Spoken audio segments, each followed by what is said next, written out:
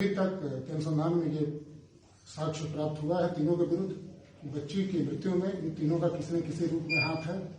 तीनों को विधिवत आज गिरफ्तार किया गया है और आपके माध्यम से हम सभी लोगों तक। अब तक आप सभी ने श्रेया का नाम जरूर सुना होगा। दरअसल वही श्रेया जो 11 जून को सुबह अपने घर से निकलती है कोचिंग के लिए। हालांकि उसके उपरांत वह सुरक्षित घर नहीं पहुंचती है और उसके बाद लगातार उसके परिजन खोजबीन करते हैं और उसके बाद नवीनगर थाने में मामला दर्ज कराया जाता है। और उसके बाद पुलिस जब लगातार छानबीन करती है तो 13 जून को नवीनगर थाने से सटे बड़ी नहर में उसका शव बरामद होता है।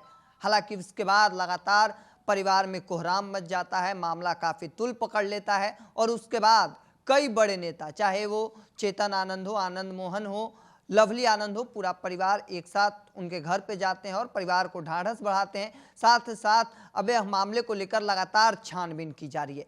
पुलिस हर बिंदु पर लगातार छानबीन कर रही है। कई बड़े नेता लगातार पहुंच रहे हैं, चाहे वो नीरज बबलू हो सहित तमाम कई बड़े नेता। हालांकि इस वक्त चिराग पासवान इस मामले को अब तक कुछ नहीं थे, पूरी तरह से साइलेंट मोड में नजर आ रहे थे। हालांकि 6 दिन बाद चिराग पासवान को अचानक से श्रेया की याद आती है और चिराग पासवान ने अपने ट्विटर हैंडल पर शेयर करते हुए लिखते नजर आ रहे हैं कि औरंगाबाद के नवीनगर में कोचिंग के लिए निकली छात्रा का अपहरण के पश्चात हत्या कर देना बेहद चिंताजनक विषय है।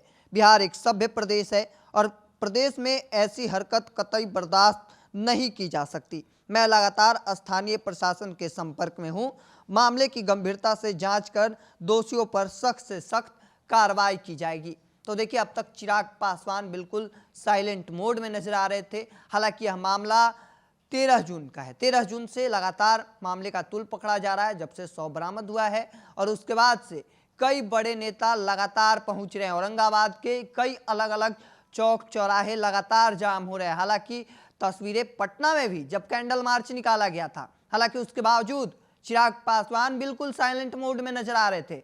और उसके बाद अचानक चिराग पासवान आज थोड़ी देर पहले उन्होंने अपने ट्विटर हैंडल पर शेयर करते नजर आ रहे हैं। उनका कहना है कि जो लोग भी इसमें संलिप्त हैं उन्हें कठोर सख्त से सख्त कार्रवाई होनी चाहिए। दोषी जो भी हैं उन्हें सजा मिलनी चाहिए। हालांकि इसके पहले चिराग पासवान शायद कुछ नहीं कहते नजर आ रहे थे। हालांकि उन्होंने परिवार के सदस्यों से मिलना उचित नहीं समझा और ऐसे में अब चिराग पासवान अब यह बात कहते नजर आ रहे हैं। तो देखिए, कई बड़े नेता लगातार श्रेया के लिए खड़े होते नजर आ रहे हैं, श्रेया के परिवार के साथ खड़े होते नजर आ रहे हैं। दरअसल हम उसी श्रेया की बात कर रहे हैं जो औरंगाबाद जिले के नवीनगर थाने के खैरा गांव की रहने वाली थी। सुबह सवेरे अपने कोचिंग के लिए पढ़ने के लिए घर से निकलती है।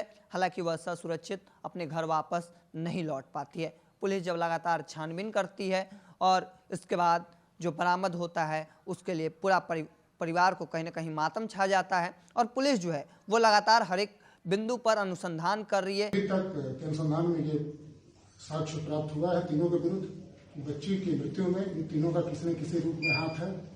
तीनों को विधिवत आज गिरफ्तार किया गया है और आपके माध्यम से हम सभी लोगों तक, चाहे वो औरंगाबाद के पूर्व सांसद सुशील सिंह हो, वह भी लगातार आवाज उठा रहे हैं। कई बड़े बड़े नेता लगातार इस मामले को लेकर आवाज उठाते नजर आ रहे हैं। तो देखिए, लगातार श्रेया कांड जो है वह कहीं न कहीं मामला लगातार तूल पकड़ता नजर आ रहा है और ऐसे में अब चिराग पासवान श्रेया कांड में अब श्रेया के परिवार के साथ खड़े हो चुके हैं। देखिए आगे क्या कुछ निकलकर सामने आता है। तब तक के तमाम हर अपडेट को देखते रहने के लिए द इंडिया टॉप देखते रहें।